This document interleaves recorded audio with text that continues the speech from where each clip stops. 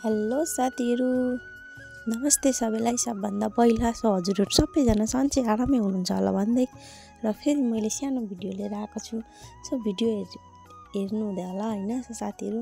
So video चाहिँ के हो भने म यहाँ भिडियो चाहिँ के लिएर आएको छु भने आज चाहिँ आमाले साह्रै थुक्पा अनि उयो खानु भन्नु नि त अन्डाको उयो अनि सो त्यही बनाउँदैछु साथीहरु। यहाँनिर चाहिँ मैले सब्जी बसाउन लागे, यहाँ थुक्पा पाकिसकेर हो साथीहरु। सो म चाहिँ सब्जी यसरी बनाउँदैछु, अन्डा र आलु मिक्स गरेर साथीहरु झोल। अनि सो मैले यहाँ अन्डा उयो गर्दैछु हैन, अन्डा चाहिँ फर्स्ट हालेर यहाँ तेलमा मैले यो गरेँ। सो फर्स्ट टाइम बनाउँदैछु साथीहरु, त्यति आइडिया पनि छैन हो। सो मैले बनाएको पनि छुइनँ यस्तो चाहिँ हैन। सो फर्स्ट टाइम बनाउँदैछु, कस्तो हुन्छ त्यही भएर हजुरहरुलाई पनि देखाएको। सो हजुरहरुलाई के कस्तो लाग्छ कमेन्ट गरिदिनु होला, मन पर्यो भने हजुरहरु पनि बनाएर खान सक्नुहुनेछ। सो मैले चाहिँ यो फर्स्ट टाइम बनाएको, सो त्यही भएर चाहिँ हजुरहरुलाई पनि देखाऊँ भनेर सोचे। सो यस्तैमा मैले यतिकै भिडियोहरु बनाउँछ भनेर सोच्नु हुँदै होला हजुरहरुले हैन। सो मैले चाहिँ त्यही कारणले बनाएको। सो के कस्तो भयो, मैले फर्स्ट टाइम बनाउँदैछु नि त साथीहरु।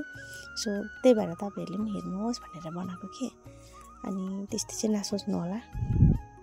अन्त सो यहाँनिर मज्जाले उयो गरेर चाहिँ भुटिसकेर चाहिँ मैले यहाँ पानी लगाएर हल्का उमाल्न थालेँ साथीहरु।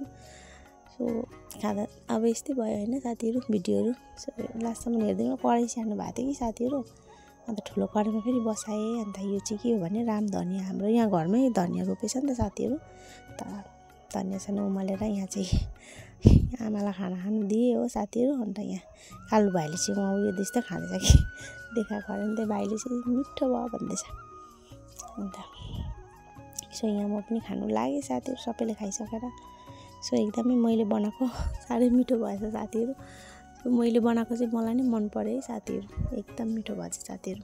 हजुरहरु पनि ट्राई गर्नु होला। बाइ बाइ सबैलाई, अहिलेको लागि गुड नाइट।